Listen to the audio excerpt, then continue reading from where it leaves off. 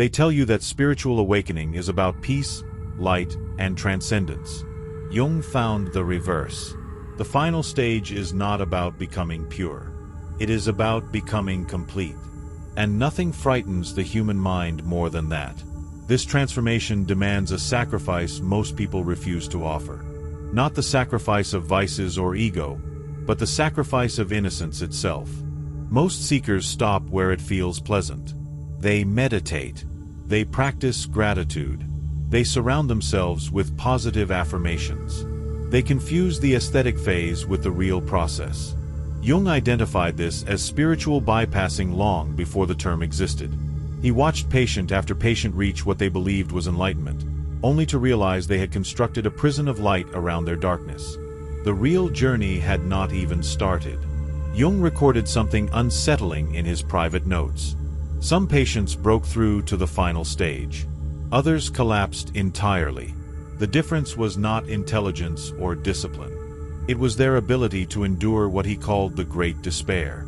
The moment when your entire life stops making sense. When every achievement feels empty. When every relationship reveals itself as performance. This is not depression. This is awakening to the realization that you have been living someone else's life. To understand what Jung uncovered, we must return to the beginning. In his clinical work in Zurich, Jung encountered individuals who had done everything correctly.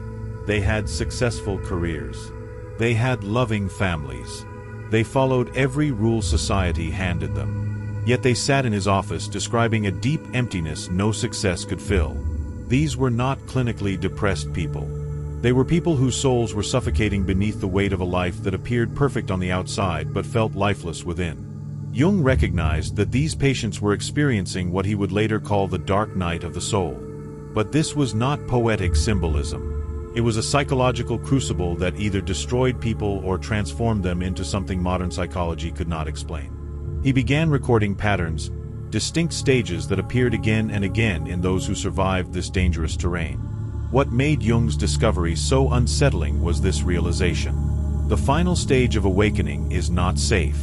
It is not comfortable. It does not occur in meditation retreats or spiritual workshops. It unfolds in the wreckage of your former life. It emerges when everything you built collapses. It arrives when you can no longer sustain the illusion that you are who you pretend to be. The final descent begins with the collapse of the persona. You have spent decades constructing a social mask. The good child, the successful professional, the spiritual seeker. The mask fits so well that you forgot it was a mask at all. Then one day, without warning, it fractures. You find yourself unable to perform the rituals that once defined you. The job that gave you identity feels hollow. The spiritual practices that once brought peace feel empty. Friends who once energized you now exhaust you. Jung called this the death of the false self. But it does not feel like rebirth. It feels like annihilation. You become a stranger in your own life. People sense that something has changed. They ask if you are okay. You say yes because the truth is too disturbing to voice. The truth is that you are watching your entire identity dissolve and you cannot stop it.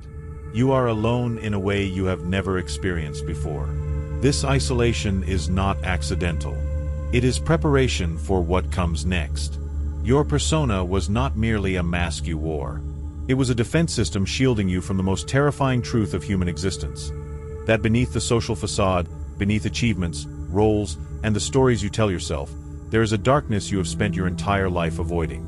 Jung called this darkness the shadow. The second phase is the confrontation with the shadow. This is where most people turn back, because the shadow is not simply your flaws or mistakes. The shadow is the recognition that you are capable of every evil you have ever condemned in others. Every cruelty, every betrayal, every act of cowardice. Jung discovered that we project our darkness onto the world to avoid facing it within ourselves. We label others manipulative to deny our own manipulation. We condemn others as selfish to avoid acknowledging our own selfishness. Let me be precise about what this means. The person you judged for lying, you are that person. The friend who betrayed you, you carry that capacity. The narcissist who used you lives in your shadow. Every trait you despise in others exists in you, not as possibility, but as fact. You have already done these things. Maybe not in action, but in thought, in desire, in the hidden chambers of your mind where you allow yourself to be who you truly are. The final stage demands that you withdraw every projection. You stop blaming your parents. You stop blaming your partner. You stop blaming society. You look into the mirror and face the truth. You are not a victim of darkness. You are darkness pretending to be light. This is the most difficult step because it destroys your moral superiority. You can no longer be the good person judging bad people. You must become the whole person who contains both saint and sinner. Jung documented how this realization appears. His patients described moments of brutal clarity.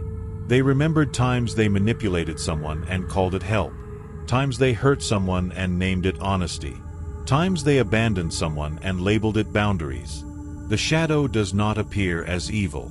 It reveals itself as everything you did while believing you were good. This is why most spiritual seekers never reach this stage. They have invested too much in being good. Their entire identity rests on being more evolved, more aware, more enlightened than everyone else. The shadow annihilates this identity completely. It shows you that you are not more evolved. You are simply better at hiding your darkness. You are not more conscious. You are just more skilled at denial. You are not more enlightened. You are only more convinced of your own superiority. If this realization has ripped through your chest like a blade, you are not broken. You are breaking through. But the pain does not stop here. It deepens. The confrontation with the shadow is only the beginning. The third phase is the death of the ego. Not the polished spiritual version where you transcend ego through meditation, but the brutal version where the part of you that needs to be special dies screaming. Your ego is not only vanity or pride. Your ego is the structure that organizes chaos. It is the voice that says, I am this and not that. I am good and not evil. I am enlightened and not ignorant. Jung documented this stage as psychological death. His patients described feeling as if they were dying while their bodies continued to live. Everything they identified with vanished. Their achievements meant nothing. Their knowledge meant nothing. Their spiritual progress meant nothing. They were left with nothing but bare existence. No story, no meaning, no purpose. Only the terrifying freedom of being alive without knowing why. One of Jung's patients described it this way. I woke up one morning and realized I had no idea who I was. Not in a curious way, but in a horrifying way. My name felt like an empty sound. My reflection looked like a stranger. My entire life felt like a script written by someone else that I had been forced to perform. I could not remember why I chose my career, why I married my spouse, or why I held any of the beliefs I claimed as mine. Everything appeared arbitrary, random, meaningless. This is the void spiritual teachers warn about but never prepare you to face. This is the existential collapse that cannot be healed with affirmations or meditation. This is the moment you realize that everything you believed was solid is a construction. Your personality is a construction. Your values are a construction. Your entire sense of self is a story you told yourself to escape the terror of being nobody. Most people cannot endure this void.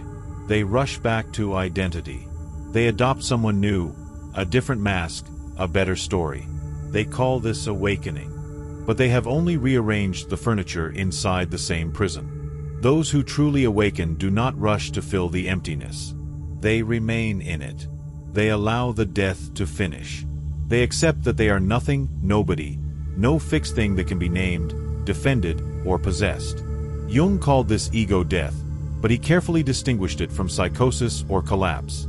In psychosis, the ego shatters and chaos floods in. In real ego death, the ego dissolves and space remains. You are not losing your mind. You are losing your attachment to your mind. You are not going insane. You are waking up from the insanity of believing you are the voice in your head. This phase can last weeks, months, even years. Jung documented patients who lived for entire seasons in this liminal state, unable to return to who they were, unable to step into anything new, suspended between death and rebirth. And here is what Jung discovered that most psychologists still refuse to admit. This is not illness. This is transformation. The caterpillar must completely dissolve before the butterfly can form. There is no shortcut through the dissolution. Then comes the fourth phase, the union of opposites. You are no longer striving to be good. You are integrating the truth that you are both light and shadow, creation and destruction, love and hate. This is what Jung meant by individuation. Not becoming a better person, but becoming a complete one, a whole one. And this is why it is dangerous. A whole person cannot be controlled. They see through every game because they know every game. They have played them all themselves. Here is what this looks like in real life. The individuated person is not nice. They are kind. Niceness is a performance. Kindness is real. They do not smile while angry. They do not agree when they disagree. They do not pretend to care about what bores them. They have abandoned every social script that requires dishonesty. This makes others deeply uncomfortable. The individuated person sets boundaries that feel harsh to those accustomed to using them. They say no without justification. They exit conversations that drain them. They cut off toxic relationships without guilt. They refuse to participate in family dysfunction. They will not support your victim narrative. They will not save you from consequences. They will not pretend your behavior is acceptable to maintain harmony. This is not cruelty. This is wholeness. When you have integrated your shadow, you understand that enabling others blocks their growth. When your ego has died, you no longer need approval. When your opposites are united, you can be both fierce and gentle, depending on what the moment demands. You are no longer chained to consistency. You are free to be appropriate. Jung noticed something striking in people who reached this stage. They developed what he called a dangerous presence. Not dangerous in the sense of violence, but dangerous because they could see through every mask. They could feel every lie. They could sense manipulation before it fully formed. And they could no longer be deceived. Not by others, and not by themselves. This makes them unbearable guests at ordinary social gatherings. Small talk becomes intolerable because they see the ego choreography beneath every exchange. Networking becomes impossible because they cannot pretend interest in purely transactional bonds. Dating becomes strange because they see through every performance within minutes. They know who you are beneath the presentation, and they do not need you to be anything else. A whole person is not trying to rise above their humanity. They have accepted it fully. They know they are selfish and generous, cruel and compassionate, wise and foolish. They do not attempt to keep only the admirable parts. They claim all of it. This ownership creates a kind of power that cannot be taught or imitated. It is the power of being real in a world that rewards performance. This is the transformation most seekers avoid, because wholeness requires surrendering the identity of being a good person. It means accepting that you contain murder and saintliness, betrayal and loyalty, cowardice and courage. You are not one side or the other. You are the tension between opposites. This makes you unpredictable. It makes you unmanageable. It makes you free. But Jung uncovered something even deeper. Those who reached this final stage stopped caring about awakening. They stopped caring about enlightenment. They stopped caring about being special, evolved, or different from others. They simply were. They existed without needing existence to mean anything. They lived without demanding purpose from life. They loved without needing love to last forever. The final stage is the return. After the descent into darkness, after ego death, after the union of opposites, you return to the world, but you are no longer who you were. Jung described this as the return of the hero. But the hero is not celebrated. The hero is feared, because you now see what others cannot see. You feel what others cannot feel. You know what others refuse to know. You remain calm in chaos because you have already been to the bottom. You are dangerous in the best sense because you cannot be threatened with loss. You have already lost everything. You cannot be seduced by power because you understand power is illusion. You cannot be corrupted by pleasure because you know pleasure fades. You have become what the awakened empath becomes. Impossible to manipulate, impossible to control, impossible to break.